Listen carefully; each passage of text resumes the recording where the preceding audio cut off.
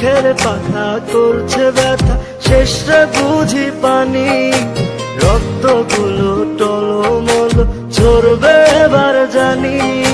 দু চোখ আমার অন্ধ হোক, বন্ধুর পাশে অন্য লোক, কেমন করে দেখবো আমি এমন অবিচার।